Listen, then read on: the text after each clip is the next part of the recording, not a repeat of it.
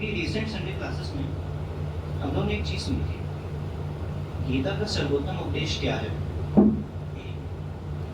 उसका आंसर आया था मन बनाओ। गीता का सर्वोत्तम उपदेश है मन बनाओ।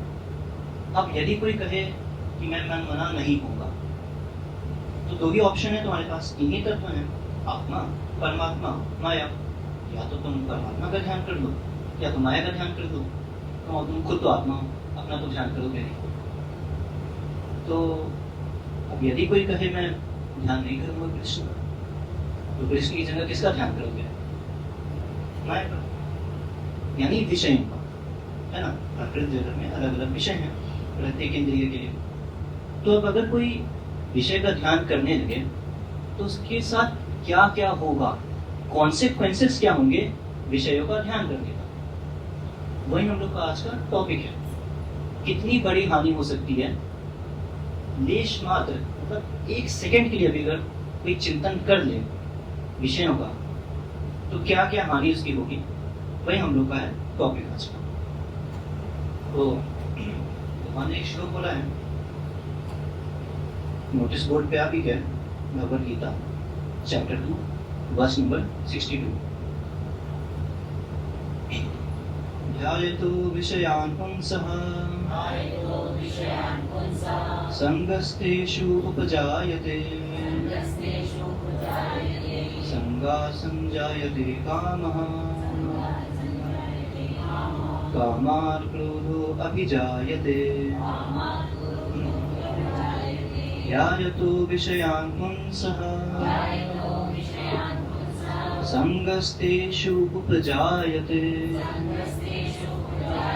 संगात् संजायते कामः कामात् क्रोधो अभिजायते ध्यायतो विषयान् पुंसः संगस्तेषु उपजायते संगात् संजायते कामः कामात् क्रोधो अभिजायते। ध्यायतः चिंतन करते हुए, विषयान इंद्रिय विषयों का, पुंसः मनुष्य की, संगः आसक्ति, तेषु उन इंद्रिय विषयों में, उपजायते हो जाती है, संगात आसक्ति से, संजायते उत्पन्न होती है, काम कामना, कामात् काम से, क्रोध अभिजायते प्रकट होता है। तो दो आचार्य अपने हैं, बहुत सारे हैं, लेकिन आज श्लोक की टीका हम लोग पढ़ेंगे, शब्दपाद और चक्रवर्तीपाद। और जो प्रभु जी ने जो कुछ भी एक्सप्लेन किया श्लोक में, उसको भी रिपीट करेंगे। तो प्रभुपाद जी का हिसाब किताब बहुत क्लियर है। क्या है ना, अपने जो चक्रवर्तीपाद वो सीक्वेंस में चलते हैं। जहाँ पे कर्मयोग आएगा वहाँ पे कर्मयोग की बात, जहाँ पे ज्ञान योग आएगा वहाँ पे ज्ञान योग की बात, जहाँ पे भक्ति योग वहाँ पे भक्ति योग की बात। लेकिन प्रभुपाद जानते हैं कि कलयुग का जीव इतना आलसी है, बहुत ज्यादा चांसेस हैं कि एक श्लोक पढ़ेगा फिर गीता पढ़ना छोड़ देगा। इसीलिए प्रत्येक श्लोक में कृष्ण भावना मृत, कृष्ण भावना मृत, कृष्ण भावना भावित हो जाओ, भक्ति भक्ति भक्ति, हर श्लोक के तात्पर्य में ये टर्म्स आपको कॉमन दिखेंगे। क्योंकि मालूम है प्रभुपाद ये आलसी है, ये गीता पढ़ना छोड़ सकता है, इसलिए पहले इसको पढ़ो, उसको सार इसको ले लो, एसेंस इसको ले लो, ये पी ले, बस इसका काम खत्म। धर्म क्षेत्र कुरुक्षेत्र, पहला श्लोक गीता का, धृतराष्ट्र बोल रहा है, वहां पे कहां से आ सकती है भक्ति? ऐसा नहीं। और कर्मयोग सेकंड चैप्टर में भगवान ने कर्मयोग को भी एक्सप्लेन किया। तो जहां जहां पे कर्मयोग की बात आई है वहां पे भगवान ने अर्थ लिया भक्ति योग, उसको भक्ति योग के कंटेक्स्ट में एक्सप्लेन किया। तो क्या प्रभुपाद ने गलत ट्रांसलेट कर दिया गीता? बिल्कुल नहीं। उनको मालूम है कि आलसी है, नालायक है, कलयुग का जीव है, गीता पढ़ने की छोड़ सकता है गीता, चांसेस बहुत हैं। इसीलिए पहले इसको एसेंस पढ़ो, उसको अच्छा, हर एक श्लोक को बोलने के पीछे कुछ ना कुछ कारण होता है, रीजन होता है। बिना रीजन के तो कुछ बोला नहीं जाता है ना? तो क्यों ये श्लोक बोला भगवान ने? क्या पीछे ऐसे सर्कमस्टेंसेस बने कि भगवान को ये श्लोक बोलना पड़ा, है ना? तो श्लोक पे आने से पहले अनुवाद तात्पर्य हम लोग एक बार पीछे का बैकग्राउंड देख लेते हैं, तो कनेक्शन करने में ना बहुत इजी हो जाएगा। तो अर्जुन ने गीता के दूसरे अध्याय के 54 नंबर श्लोक में क्वेश्चन किया भगवान से। सबसे पहला क्वेश्चन गीता का, स्थित प्रज्ञस्य का भाषा समाधिस्थस्य केशवा स्थित भी किम प्रभाषित किम आसीत व्रजेत किम। जो स्थित प्रज्ञ होता है, स्थित प्रज्ञ कौन?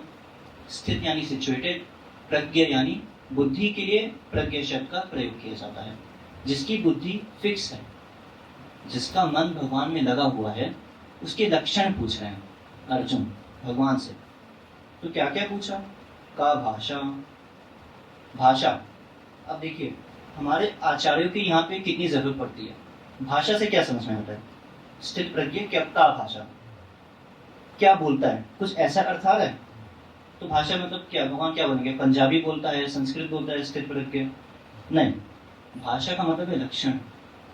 ये हमारे आचार्य में बताया। अब उनके अगर गाइडेंस में नहीं पढ़ेंगे तो फिर कुछ ना कुछ अलग अलग इसका अर्थ निकालते रहेंगे, खुद के इंटरप्रिटेशन करते रहेंगे, गलत सलत हो जाएगा सब कुछ। तो भगवान ने ये जो 4 क्वेश्चन किए अर्जुन ने, का भाषा, किम प्रभाषेत, किम आसीत, किम व्रजेत, कैसे बोलता है, क्या लक्षण है उसके, किम प्रभाषित यानी जब उसके जीवन में सुख दुख आता है तो वो कैसे रिएक्शन करता है, उसका क्या रिएक्शन होता है, और का भाषा उसके लक्षण क्या क्या हैं, वो कैसे बोलता है, कैसे बैठता है, कैसे चलता है। तो कैसे बैठता है, अब बैठता है मतलब ये नहीं कृष्ण दिखा रहे हैं देखो अर्जुन ऐसे बैठता है, ऐसे बैठता है स्थित प्रज्ञ, वहां पे रथ पे खड़े होके, है ना, ये नहीं। अभी हम लोग देखेंगे इसका क्या मतलब है, ऊपर ऊपर से ही देखेंगे क्योंकि हम लोग का मेन श्लोक तो है अध्याय तो विषयान, लेकिन एक बैकग्राउंड होना बहुत इंपॉर्टेंट है, इसीलिए हम लोग ऊपर ऊपर से देख लेते हैं फिर पीछे क्या हुआ। तो भगवान जब अर्जुन ने ये 4 क्वेश्चन किए तो भगवान ने उत्तर देना शुरू किया। प्रजाहाति यदा कामान सर्वान पार्थ मनोगतान आत्मनि एव आत्मनः पुष्टः स्थित प्रज्ञस्तदो उच्यते। सबसे पहले तो डिफाइन कर दिया कि स्थित प्रज्ञ होता कौन है। स्थित प्रज्ञ तब से बोल रहे हैं, कुछ ना कुछ इसका मतलब तो होगा ना। तो जिसने हृदय से अपनी समस्त कामनाएं यानी भौतिक कामनाओं का त्याग कर दिया है और आत्मानंद में ही रहता है, मैं आत्मा हूँ, मेरे हृदय में परमात्मा है, मेरा कृष्ण के साथ संबंध है, मैं उनका नित्य कृष्ण दास हूँ, ऐसे वो आनंद लेता है, इसको बोलते हैं स्थित प्रज्ञ। इसकी बुद्धि स्थित है, अलग अलग विषयों में फंसी नहीं है, इसकी बुद्धि एक जगह लगी हुई है। अब आगे भगवान ने जो 4 क्वेश्चन किए थे धीरे धीरे सबका उत्तर दे रहे हैं।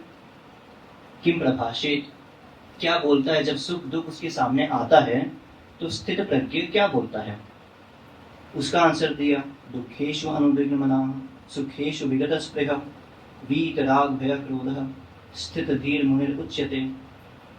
यानी यहाँ पे लिखा भी है, अगर उसके जीवन में कुछ दुख आता है तो क्या सोचता है, इन दुखों के उपस्थित होने पर ऐसा सोचता है कि प्रारब्ध से प्राप्त दुखों का मुझे भोग करना ही है। स्थित प्रज्ञ की ये थिंकिंग होती है जब सुख दुख आता है उसके जीवन में, क्या प्रारब्ध है, भोगना ही पड़ेगा, ऐसे वो बोलता है। अर्जुन ने पूछा ना कैसे बोलता है, जब सुख दुख आता है तो कैसे बोलता है स्थित प्रज्ञ। तो देखो जब दुख आ रहा है कैसे बोलता है, इन दुखों के उपस्थित होने पर ऐसा सोचता है कि प्रारब्ध से प्राप्त दुखों का मुझे भोग करना ही है। एवं ऐसा जानकर या तो स्वयं से कुछ कहते हैं अथवा दूसरे के द्वारा पूछे जाने पर स्पष्ट रूप से बोल देते हैं। जैसे अपने प्रभु जी लीवर सिरोसिस, जब भी पूछो कैसे हो गए लीवर सिरोसिस, आप कुछ खाते भी नहीं थे बाहर का ना कुछ, आपकी ईटिंग हैबिट्स तो बहुत अच्छी थी, तो लीवर सिरोसिस जैसी बीमारी कैसे हो गई। एक शब्द में उत्तर प्रारब्ध। ऑब्वियसली कुछ प्रारब्ध नहीं है उनका, लेकिन ये जो स्थित प्रज्ञ कैसे बोलता है उसका यहाँ पे साफ साफ सिम्टम दिखाई दे रहा है हमें। प्रारब्ध एक शब्द में देखिए। तो हम लोग का बहुत सौभाग्य है कि एक प्योर डिवोटी में क्या क्या सिम्टम्स होते हैं वो हम लोग को देखने को मिलता है साक्षात, तो उसको रियलाइज करना चाहिए। आगे भगवान ने इसी चीज को कैसे बोलता है और इलैबोरेट किया। यह सर्वत्रान अनभिस्नेह तत्त प्राप्य शुभाशुभम न अभिनंदति न द्वेष्टि तस्य प्रज्ञा प्रतिष्ठिता। यानी अगर उसके साथ कुछ अच्छा होता है तो ना अभिनंदति, उसको वेलकम नहीं करता है, और अगर कुछ बुरा कोई बुरा कर देता है उसके साथ तो ना द्वेष्टि, उसके साथ द्वेष भी नहीं करता है। जैसे यहाँ पे चक्रवर्ती पाद ने लिख के बताया है कि वो बोलता क्या है, क्या नहीं बोलता है। जहां जहां तहां सम्मान भोजन आदि शुभ वस्तुओं की प्राप्ति होने पर वे ना तो उनका अभिनंदन करते हैं और ना ही इस प्रकार की प्रशंसा करते हैं कि तुम धर्मात्मा हो, तुम तो परम हंस की सेवा करने वाले हो, तुम सुखी हो, मेरे साथ बहुत अच्छा किया तो मैं उसकी प्रशंसा करने लगूं, देह पे उसने कृपा की और मैं खुश होता हूं, तुम तो धर्मात्मा हो, तो तुमने परम हंस की सेवा की है, तुम सुखी हो जाओ। ऐसा नहीं है, सुख दुख में वो समान रहता है। सुख आया तो खुश हो गए, प्रशंसा करने लगे, दुख आया तो फिर दुखी हो गए, ऐसा नहीं करता। अच्छा अगर दुख है तो उसके लिए कहते हैं पुनः अनादर पिटाई इत्यादि अशुभ वस्तुओं के प्राप्ति होने पर भी वे ना तो उससे द्वेष करते हैं और ना ही इस प्रकार का अभिशाप देते हैं कि तुम पापी हो, तुम नरक में पतित हो, ऐसा नहीं बोलते। हरिदास ठाकुर को 22 बाजारों में मारा गया, क्यों? क्योंकि हरिनाम लेते थे। कुछ गलती थी? नहीं थी।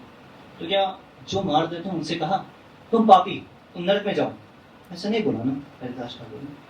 तो ये सिम्टम भी दिख रहा है हमें। एग्जाम्पल से चीजें बहुत क्लियर हो जाती हैं। अपने प्रभु जी हैं, शास्त्रों में भी बहुत एग्जाम्पल्स हैं। एग्जाम्पल्स पे फोकस करना चाहिए, उससे चीजें बहुत क्लियर हो जाती हैं। तो हम लोग किनकी बात करते हैं? स्थित प्रज्ञों की बात करते हैं। तो एक चीज तो आंसर कर दी भगवान ने कि वो कैसे बोलता है सुख दुख की उपस्थिति में। अब एक और क्वेश्चन किया था ना अर्जुन ने, किम आसीत, बैठता कैसे है? तो बैठने के स्टाइल की बात नहीं कर रहे हैं। जब इंद्रिय विषयों के कांटेक्ट में आती हैं तो उसका रिएक्शन क्या होता है। जैसे मूवी देखने का महाअवतार नरसिंह, अब सिनेमा हॉल में जा रहे हैं तो सैयारा का भी ट्रेलर चल रहा है, एड्स भी आ रहे हैं, सन ऑफ सरदार 2 का भी ट्रेलर चल रहा है, तो इंद्रिय विषय आ गया नेत्र के लिए, और उसका क्या रिएक्शन होगा ऐसी स्थिति में। उसके लिए भगवान ने कहा यदा संघर्ते चायम कूर्मो अंगानी सर्वशः। कछुआ होता है ना, जब भी डेंजर सेंस करता है क्या करता है? कवर कर देता है अपने आप को, तो शेल होता है उसी में चला जाता है। वैसे अपनी इंद्रियों को ऐसे संकुचित कर लेता है, उसका एसोसिएट नहीं करता है इंद्रिय विषयों का। तो ये बहुत सिंपल है, अभी डिटेल में नहीं जाएंगे क्योंकि अपना मेन श्लोक भी बचा, उसको स्टार्ट भी नहीं किया। अच्छा, अब मान लो अगर अर्जुन क्वेश्चन कर दे कि भाई इंद्रिय विषय में कोई बहुत बीमार है, डॉक्टर ने बोल दिया तुम बीमार हो, तुम दूध मत पीना, बहुत लूज मोशन हो रहा है तुमको, दूध मत पीना, तो वो भी कंट्रोल करता है कि भाई दूध नहीं पीना है, दूध नहीं पीना है। स्थित प्रज्ञ भी कंट्रोल करता है अपनी इंद्रियों को। तो क्या ये दोनों सेम है? ये कुछ अंतर है दोनों में। एक को तो वैद्य ने बोला है कि अपनी इंद्रियों को नियंत्रित करो, एक स्थित प्रज्ञ है जिसकी इंद्रियां नियंत्रित हैं, दोनों की इंद्रियां नियंत्रित हैं। तो क्या दोनों समान है या कुछ भेद है? भेद है। स्थित प्रज्ञ की हृदय से चली गई है वो भावना, वो, और जो दूसरा वैद्य के कहने पे नियंत्रित किया है वो दूध रखा है, काश की पी पाते, दूध नहीं पी सकते, हृदय में तो कामना बनी है ना, कहां से पिएगा दूध? हृदय में कामना है, लूज मोशन के कारण पी नहीं पा रहा, इसलिए भगवान ने अगला श्लोक बोल दिया। अच्छा, अब हम लोग अपने मेन श्लोक की तरफ आ रहे। भगवान ने बोला कि तुम अपनी इंद्रियों को नियंत्रित करो, तब से इंद्रियों की बात हो रही है, उनको कंट्रोल करना बहुत जरूरी है। लेकिन भगवान ने बोला कि यततो हि अपि कौन्तेय पुरुषस्य विपश्चितः इंद्रियाणि प्रमाथीनि हरन्ति प्रसभं मनः। यानी क्षोभ उत्पन्न कर देने वाली ये इंद्रियां मोक्ष के लिए यत्नशील और विवेकी पुरुष का भी मन बलपूर्वक हर लेती हैं। कोई पुरुष है, बहुत विवेकी है, बहुत इंटेलिजेंट है, खूब प्रयत्न करता है इंद्रियों को नियंत्रित करने का, भगवान क्या बोल रहे, उसको भी हर लेती हैं, उसका भी मन गया इंद्रियों के साथ। इंद्रियों को घोड़े की तरह कहा गया ना, देह को क्या कहा है, रथ, उस पर पैसेंजर कौन है, आत्मा, सारथी कौन है, बुद्धि, लगाम मन, जो 5 घोड़े हैं वो 5 इंद्रियां हैं। अब क्या प्रत्येक इंद्रिय को मैं ऐसे कूद के खनोई के घोड़े पे मैं कूदूं उसको नियंत्रित करने के लिए, ऐसा तो नहीं किया जा सकता है ना। और भगवान ने कह भी दिया कि जो विवेकी पुरुष है, जो यत्न कर रहा है, उसका भी मन हर लेती है इंद्रियां। तो उसके साथ ऐसा हो रहा है तो हम लोग के साथ क्या होगा, हम लोग का क्या। इसीलिए भगवान ने अपना श्लोक बोला। और अपने प्रभु जी की सूक्ष्म दृष्टि देखिए, कितना डिटेल में पढ़ते हैं। ये श्लोक शुरू हुआ है ही, क्योंकि से ये श्लोक शुरू हुआ है। जैसे मुझे कहना हो क्योंकि आज घर में सेब नहीं है, तो क्या ये सेंटेंस कंप्लीट है, क्योंकि आज घर में सेब नहीं है, कुछ ना कुछ तो इसके आगे होगा। क्योंकि आज घर में सेब नहीं है इसलिए तुम आम खा लो। वैसे ही ये देखिए भगवान क्या बोल रहे हैं, क्योंकि क्षोभ उत्पन्न कर देने वाली ये इंद्रियां मोक्ष के लिए यत्नशील विवेकी पुरुष का भी मन बलपूर्वक हर लेती हैं। कंप्लीट हो गया ये श्लोक। सेंटेंस में इसका मतलब कुछ ना कुछ इनकम्प्लीट बचा है, इसलिए आगे का श्लोक क्योंकि इतना इंपॉर्टेंट शब्द है ये। तो जो सूक्ष्मदर्शी होते हैं प्रभु जी जैसे, जिनकी इन डेप्थ स्टडी होती है, वही ऐसी चीजों को आइडेंटिफाई कर पाते हैं। और स्टडी ऐसे ही होनी चाहिए। प्रभु जी कहते हैं कि हम लोग का अध्ययन है कि हम लोग को प्रत्येक श्लोक याद हो, उसका अन्वय याद हो, अर्थ याद हो, तात्पर्य याद हो। सुनने में कठिन लगता है, लेकिन अगर एक श्लोक पे टाइम देंगे ना तो कठिन नहीं होगा। प्रभु जी ने क्या बोला, तात्पर्य भी याद होना चाहिए। प्रभु जी के सामने कोई भी श्लोक अगर लाओ, प्रभुपाद का क्या तात्पर्य है उसमें, चक्रवर्ती पाद का क्या है, षट गोस्वामियों का क्या है, सब कुछ याद आ जाता है। और वो श्लोक पढ़ा होगा 5-6 साल पहले, तब कैसे याद आ जा रहा है। तो क्या बैठ के रटा है क्या कि वे अपने मन को श्री कृष्ण के चरण पर रटा है क्या, ऐसा तात्पर्य नहीं ना, नहीं रटा। इन डेप्थ स्टडी की है, टाइम दिया है, इसीलिए याद हो गया है। याद चीजें तब रहती हैं जब उस पर टाइम दिया जाए, अभ्यास करना पड़ता है। अपने प्रेमावश प्रभु में गौरनिताई प्रभु, वो बताते हैं अगर वो एक श्लोक पढ़ते हैं ना, तो एक श्लोक उनके मन में 6 महीने तक अटका रहता है। एक श्लोक 6 महीना, आधा साल। तभी तो उनके बारे में क्या लिखते हैं, उनकी भी स्टडी प्रभु जी जैसी है, इन डेप्थ। 1 महीना एक श्लोक 6 महीने तक मन में रहना बहुत बड़ी बात है। 2 दिन हम लोग अगर एक श्लोक पे कॉन्सेंट्रेट कर लें तो बहुत बड़ी बात होती है। अपने लिए सोचने में, हाँ 2 दिन देखो मैंने श्लोक पे चिंतन किया, वो 6 महीना करना है, डिफरेंस देखो। तो अब आगे ठीक है, ये बात तो सिद्ध हो गई कि मैं प्रत्येक घोड़े के ऊपर कूद के उसको नियंत्रित नहीं कर सकता, मैं क्या करूं। अर्जुन ने क्वेश्चन कर दिया, आप बोले इंद्रियां नियंत्रित करो, कैसे करूं, विवेकी पुरुष और यत्नशील पुरुष तो कर नहीं पा रहा, मैं कैसे करूंगा। तानि सर्वाणि संयम युक्त आसीत मत परः, भक्ति योग से युक्त हो और अपने मन को मुझ पे लगाओ। इंद्रियों के पीछे मत पड़ो, मन को जबरदस्ती मुझ पे लगाओ, तुम्हारी इंद्रियां अपने आप नियंत्रित हो जाएंगी। ये सॉल्यूशन दिया भगवान ने। मन पे फोकस करो। तो गीता में थ्रू आउट मन पे ही तो फोकस किया गया है। पिछले 3-4 महीने से प्रभु जी पे तो स्मरण स्मरण चिंतन चिंतन, इस पे इतना ज्यादा फोकस कर रहे हैं। इस सीन पे राधा कृष्ण साथ में गोपियां, महाप्रभु ने जैसे बताया है उस पर फोकस करने को बोला जा रहा है ना। मन को बहुत ज्यादा महत्व दिया जा रहा है, बहुत इंपॉर्टेंट है। इंद्रियों के पीछे नहीं पड़ना, आर्टिफिशियल कंट्रोल करने से कुछ नहीं होगा। सामने आइसक्रीम रख दी जाए, जीभ से पानी टपक रहा है, नहीं खाना नहीं खाना नहीं खाना नहीं खाना, ऐसा नहीं होगा ना। अंदर तुम्हें कामना तो बनी हुई है, फायदा क्या है। तो वही हो गया, इंद्रियों से भगवान की सेवा करते हो तुम, मन पता नहीं कहाँ चल रहा, मन तुम्हारा कहीं और है, भगवान के सामने उपस्थित हो गए और मन चाहिए भगवान को, मन ही चाहिए, इंद्रियां तो मांगा नहीं, कहीं नहीं मांग रहे इंद्रिय।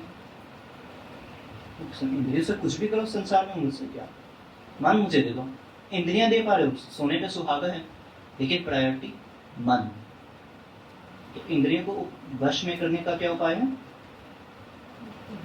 मन को कंट्रोल करो, इंद्रियां अपने आप हो जाएंगी। मन को कैसे करें? अभी बताया, सबई मन कृष्ण पदारविंद। अम्बरीश महाराज, मन हमेशा कृष्ण के पदारविंद में लगा हुआ है, चरण कमलों में लगा हुआ है, कभी वहां से हटता नहीं है। स्टार्टिंग में अभ्यास करना पड़ता है, फोर्स करना पड़ता है, लेकिन फोर्स करते करते जिस दिन लग जाता है ना, उस दिन आनंद की कोई सीमा ही नहीं है। अब हम लोग आ रहे हैं अपने श्लोक पे, ध्यायतो विषयान् पुंसः। ठीक है कृष्ण, अर्जुन ने क्वेश्चन किया, मन को ठीक है लगाना है, इंद्रियां नियंत्रित हो जाएंगी, लेकिन अगर नहीं लगाया तो क्या होगा? अगर आपका ध्यान नहीं किया, कृष्ण का ध्यान यानी कृष्ण का ध्यान, तदीय का ध्यान, कृष्ण से संबंधित जितने भी लोग हैं, चीजें हैं, वस्तु हैं, उन सबका ध्यान नहीं लगाया तो क्या होगा? ध्यायतो विषयान् पुंसः संगस्तेषु उपजायते, संगात् संजायते कामः, कामात् क्रोधो अभिजायते। ये चीज होगी। अब इसको ब्रेक कर करके समझते हैं क्या बोलना चाह रहे हैं भगवान।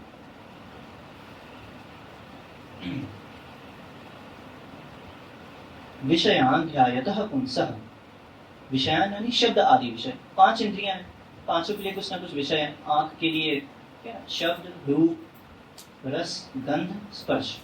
5 इंद्रियां, पांचों के लिए कुछ ना कुछ विषय, यानी विषयान् शब्द आदि विषयों का ध्यायतः पुंसः, चिंतन करने वाले पुरुष की, तेषु उन सभी विषयों में, जो विषय का ध्यान करता है, अब मन को लगाया हुआ है, उन सभी विषयों में क्या होती है? संगः, आसक्ति हो जाती है।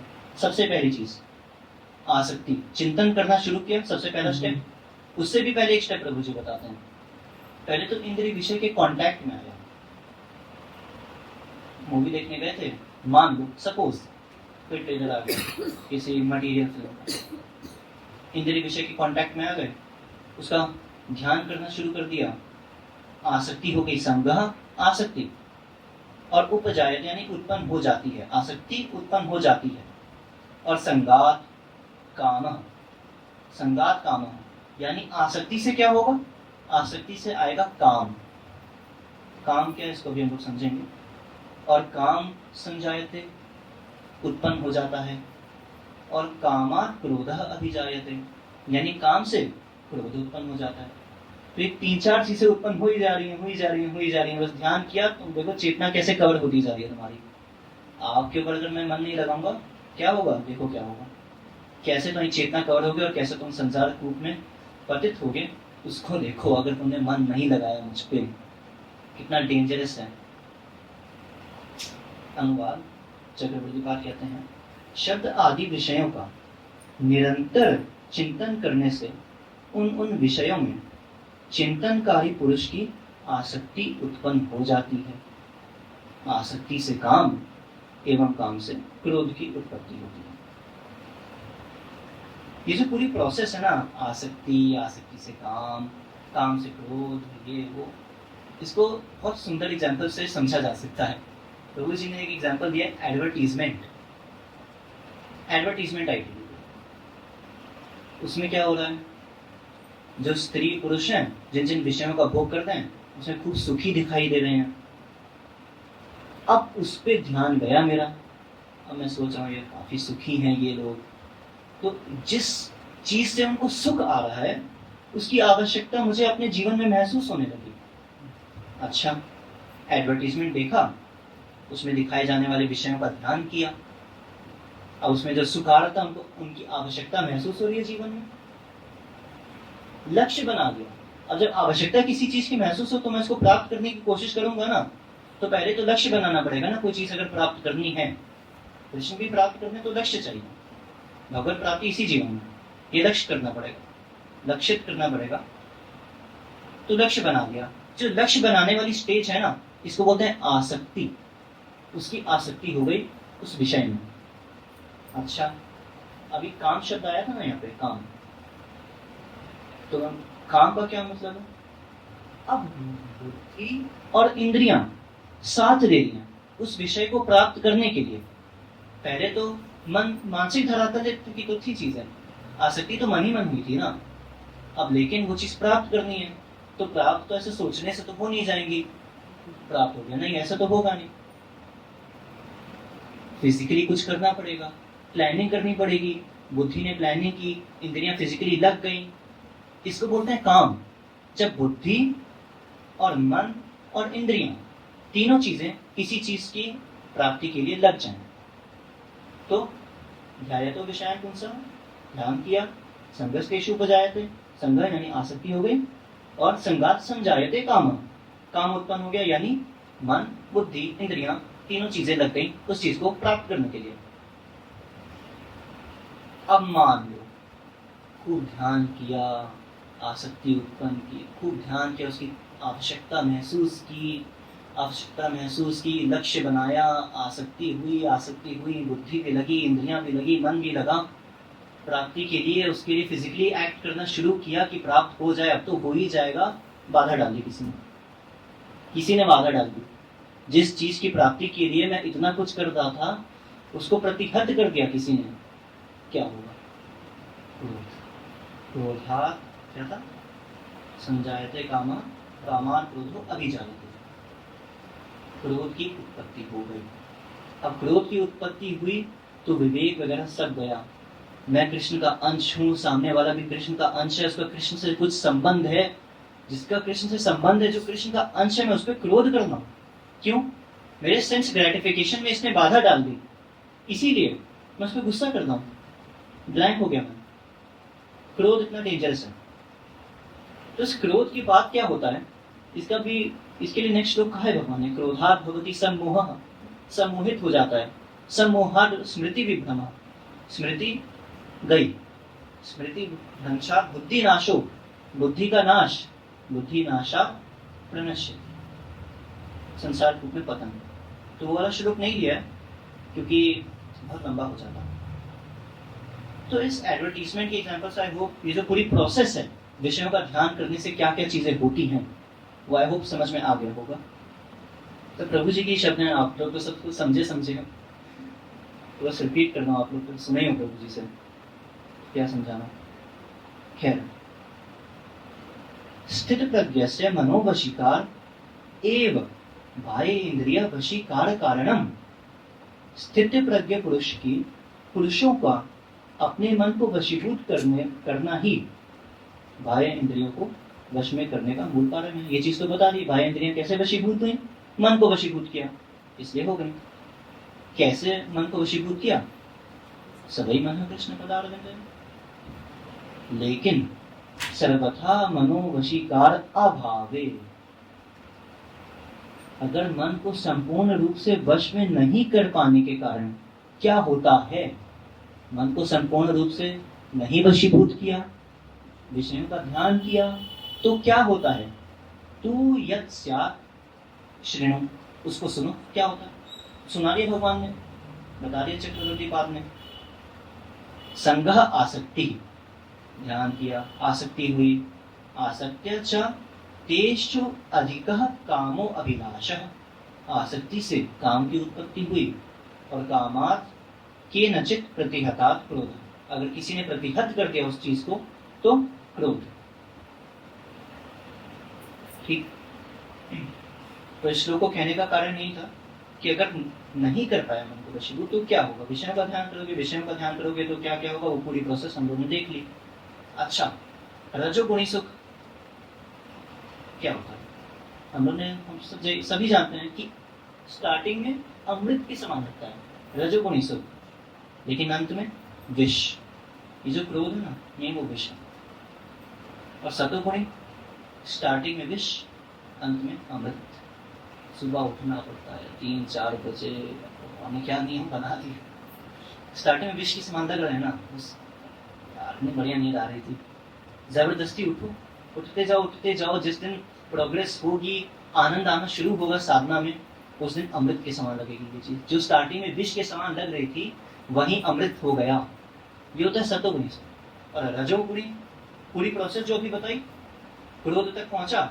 स्टार्टिंग में तुमको बड़ा लग रहा था ना, आवश्यकता, Cadbury fruit nut chocolate, advertisement देखा। और दिखाते भी कैसा एडवर्टीजमेंट, तो मुझे बताते हैं कि विषयों पर ध्यान करना एक्चुअली बहुत ईजी हो गया आजकल। एडवर्टीजमेंट आ रही है, हर जगह एडवर्टीजमेंट है। मूवी देखने तो इसका ट्रेलर, उसका trailer, oh my God. TV खोलो ये वो, यूट्यूब पे लेक्चर सुनने के लिए खोलो वीडियो, 50 एड्स आते हैं 20-20 सेकंड्स के। कैडबरी फ्रूट नट चॉकलेट, उसका बेस है, उसमें चॉकलेट गिर रही है, उसमें बादाम आ रहे हैं, किशमिश आ रही है, तोड़ो तो कट से आवाज आ रही है, उसमें एक स्त्री है और सफेद सफेद दांत भी दिख रहे हैं, खा रही है। ध्यान तो हो रहा है ना, इसलिए ध्यान कर रहे हो। कितना मजा आ रहा है, कैडबरी फ्रूट नट चॉकलेट ना हो ना तो भी मिल सकता है। आवश्यकता महसूस हो रही है, आवश्यकता महसूस हुई, लक्ष्य बनाया, चलो बाजार से खरीद के आते हैं कैडबरी फ्रूट नट चॉकलेट। आज तो आनंद प्राप्ति हो ही गई, मुझे मिल जाए कैडबरी फ्रूट नट चॉकलेट। बुद्धि ने प्लानिंग की ये रास्ता है वो जंगल दुकान का। इंद्रियां भी लगी, पैरों से चलना शुरू कर दिया। किसी ने दुकान बंद हो गई, अब क्या? वो जो दुकान का ओनर था, ये पाप आत्मा, सोचा था, उम्मीद के साथ आया था, बंद कर दी दुकान। जिसने बाधा डाली मेरी कामना में, उस पर क्रोध, प्रतिहत कर दिया, उस पर क्रोध आ रहा। ये पूरी प्रोसेस है।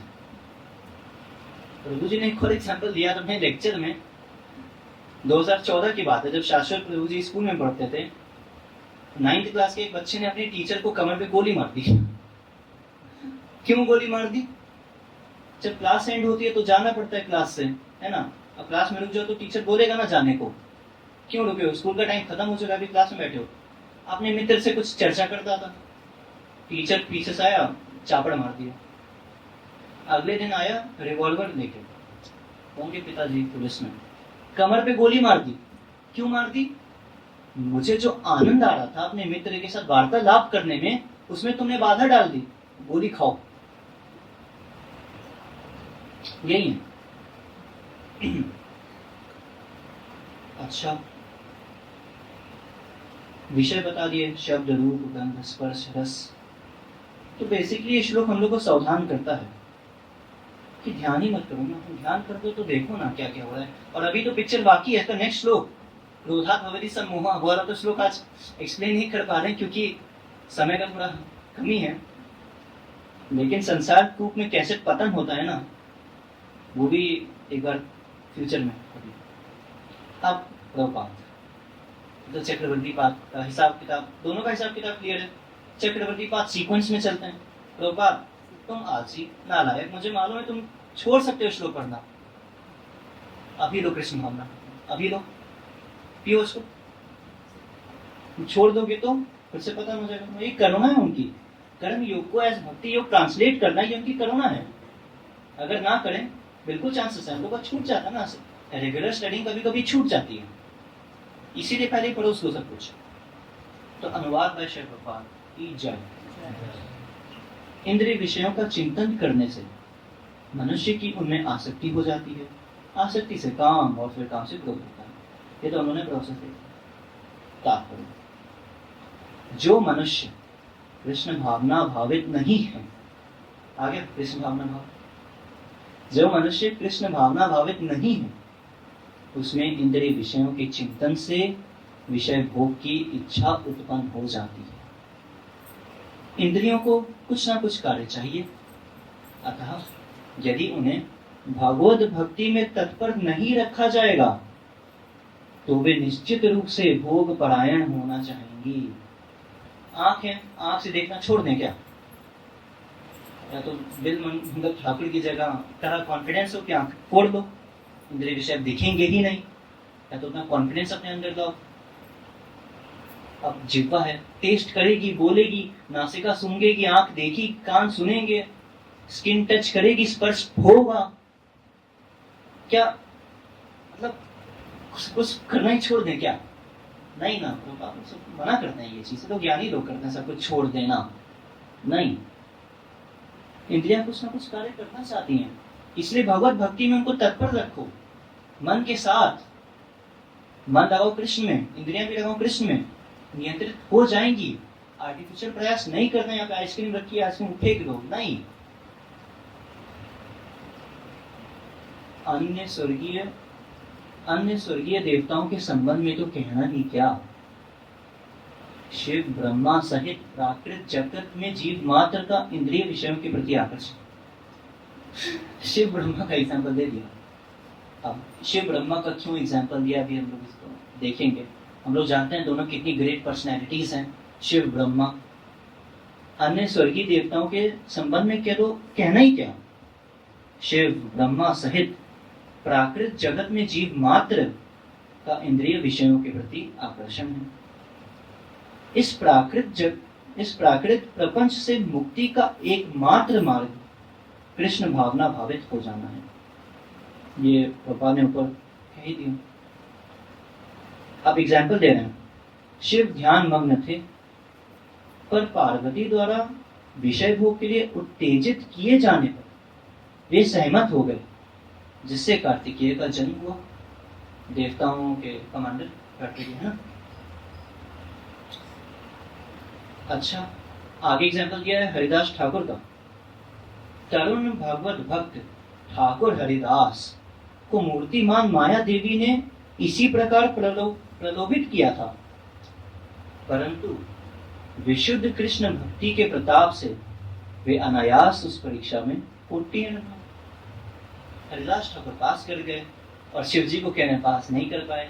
अब हम लोग ने राम कथा में सुना था कि कामदेव ने जब शिव जी की हृदय पे अपने बाण चलाए तो क्या किया शिव जी ने, चींटी आ जाती ना। तो ये पार्वती द्वारा उत्तेजित हो सकते हैं शिव जी। क्या है ना, भक्त लोग परम वैष्णव शिव जी बहुत विनम्र होते हैं, अपने आप को जानबूझ के नीचा दिखाते हैं। देखो मैं भी मोहित हो गया, लस्ट काम वासना मेरे अंदर भी आ गई, तो तुम्हारे बारे में कहना ही क्या। अपने आप को जानबूझ के डाउनग्रेड कर रहे हैं। देखो अगर मेरे साथ हो सकता है तो तुम्हारे साथ क्यों नहीं हो सकता है। तुमको कितना सतर्क रहने की आवश्यकता है। ऐसा अपने को डाउनग्रेड करते हैं शिव जी। जैसे हम लोगों ने एग्जाम्पल देखा, रुक्मणी देवी और आदि रानियों ने चरण धूली दी, नहीं दी। अगर दे देती तो दे नहीं सकती, क्योंकि समझ ऐसा रती में मान सपोज समझने के पर्पज से दे देती तो ब्रजवासियों की महिमा क्या प्रकाशित होती। अपने आप को नीच दिखा के ब्रजवासियों की महिमा को प्रकाशित किया कि देखो गोपियां दे देंगी। वहां पे स्थापित हो गया कि गोपियां समर्था रति में है, तेरा सुख चाहो बस ऐसा बना दे, उनकी यही कामना है। ऐसा प्रकाशित किया रुक्मिणी आदि देवियों ने, नारद मुनि ने अपने आप को नीचा दिखाया, सामने वाले को ऊपर उठाया। ब्रजवासी तो उठे, उनको क्या उठाना, लेकिन प्रकाशित तो की ना महिमा हम लोग के सामने ऐसी तो प्रकाशित हुई। वैसे शिव जी भी, भाई सतर्क रहो, मैं भी मोहित हो जाता हूँ। और ठाकुर हरिदास का एग्जाम्पल दे दिया। अच्छा, आगे बहुत सुंदर लाइन लिखी प्रभुपाद ने। श्री यामुनाचार्य द्वारा रचित पूर्वोक्त श्लोक के अनुसार भगवान के साथ दिव्य आनंद के आस्वादन का रसिक शुद्ध भक्त विषय भोग को सहज ही संपूर्ण रूप से परित्याग कर देता है। जो भगवान का रसिक भक्त है, शुद्ध भक्त है, भगवान के साथ दिव्य आनंद का आस्वादन करता है, उसके लिए बहुत नेचुरल है इंद्रिय विषयों को त्यागना। सेंस ग्रेटिफिकेशन छोड़ना बहुत सिंपल चीज है उसके लिए। हायर टेस्ट मिल जाए, मुझे गुलाब जामुन मिल गया तो मैं क्यों पीऊंगा नीम रस। गुलाब जामुन मिल गया ना, बहुत इजी है। ठाकुर हरिदास का एग्जाम्पल इसीलिए दिया, भाई हमको जप में ना आनंद आ रहा है, तुम आ गई हो काम वासना जगाने, भोग करो हमारे साथ। अरे भाई हरि नाम 192 माला, इतना रस आ रहा है मुझे, हायर टेस्ट मिला हुआ है, मैं नीम रस के पीछे क्यों भागूं, गुलाब जामुन खाने दो मुझे। तो देखो कितना सिंपल है उनके लिए इंद्रिय विषय को त्यागना। पूर्ण रूप से, पूर्ण रूप ही नहीं, संपूर्ण रूप से परित्याग कर देता है। यही उसकी कृतार्थता का रहस्य है। अतएव जो कृष्ण भावना भावित नहीं है वह बाह्य रूप से इंद्रियों का कितना भी प्रबल दमन क्यों ना करे। कृष्ण भावना भावित है नहीं, वही एग्जाम्पल बार बार आइसक्रीम सामने रख दी है, कृष्ण भावना भावित हो नहीं, आर्टिफिशियल कृत्रिम रूप से प्रयास कर रहे हो, नहीं खाएंगे, नहीं खाएंगे। तो वो बाह्य रूप से इंद्रियों का कितना भी प्रबल दमन क्यों ना करे, अंत में निश्चित रूप से विफल ही रहेगा। एग्जाम्पल, सौबरी मुनि जल के नीचे तपस्या करना, वहां पे तो कुछ इंद्रिय विषय दिख ही नहीं सकता, मछलियों को संभोग करते हुए देख लिया, कामना आ गई, क्या नाम मान था कि 50 कन्याओं से विवाह कर लिया, ऐसा डिग्रेडेशन हुआ। अष्टांग योग के द्वारा नियंत्रित करने की कोशिश कर रहे थे इंद्रियों को। भगवान ने क्या बोला था, तानी सर्वाणी संयम्य युक्त आसीत मत परहा, मेरे परायण हो, भक्ति योग से युक्त हो, मेरा चिंतन करो, कृष्ण भावना भावित हो, ये मैंने बोला था। तुम अष्टांग योग से इंद्रियों को कंट्रोल करोगे, मछलियों के द्वारा तुम्हारा पतन होगा, और संसार में पूरे जगत में तुम्हारा एग्जाम्पल प्रकाशित होगा कि देखो कैसे पतन होता है।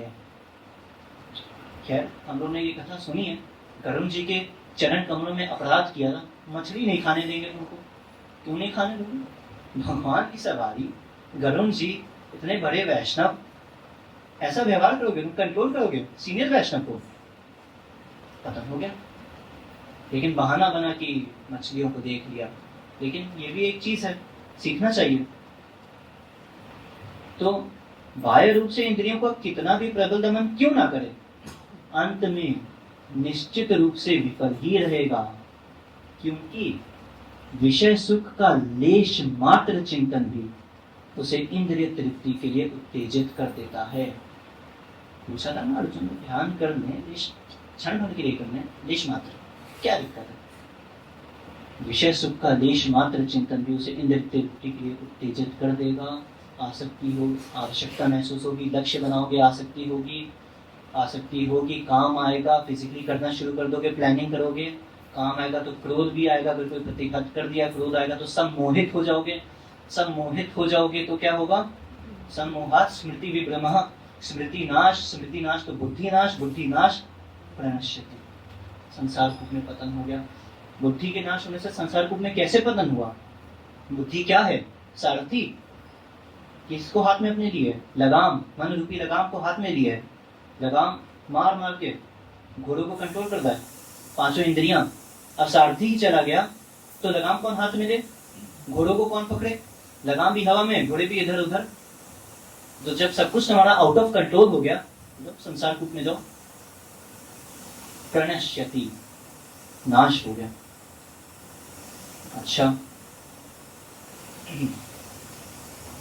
अभी यहाँ पे किसका एग्जाम्पल दिया था प्रभुपाद ने, यामुनाचार्य द्वारा पूर्वोक्त श्लोक के अनुसार भगवान के साथ दिव्य आनंद के आस्वादन का रसिक शुद्ध भक्त विषय भोग का सहज ही संपूर्ण रूप से परित्याग कर देता है, हाई टेस्टनल या लो टेस्टनल। या तो यामुनाचार्य जी ने क्या बोल दिया, उन्होंने बोला जिस समय से मन को श्री कृष्ण चरणारविंद की सेवा में नियोजित करके मैं नित्य नूतन भगवद रस का आस्वादन करने में प्रवृत्त हो गया हूँ, टेस्ट मिल रहा है, भगवान की सेवा करता हूँ, इतना टेस्ट आ रहा है मुझे भगवान की सेवा करने में, है ना, तभी से स्त्री संग का विचार आते ही मेरा मुख विकृत हो जाता है, यहाँ तक कि उस विचार पर भी थू थू करने लगता हूँ, स्पिट थूक देंगे उस विचार पे, इतना हाई टेस्ट मिलता तो क्यों मैं लो टेस्ट के लिए जाऊं, है ना।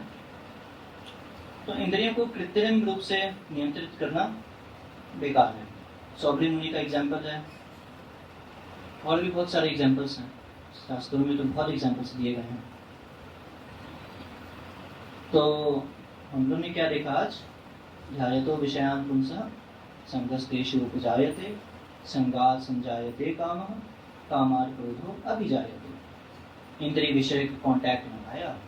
अब मान लो मैं कहूँ कि प्रभु जी पानी ले लो, पानी ले लो, नहीं एग्जाम्पल,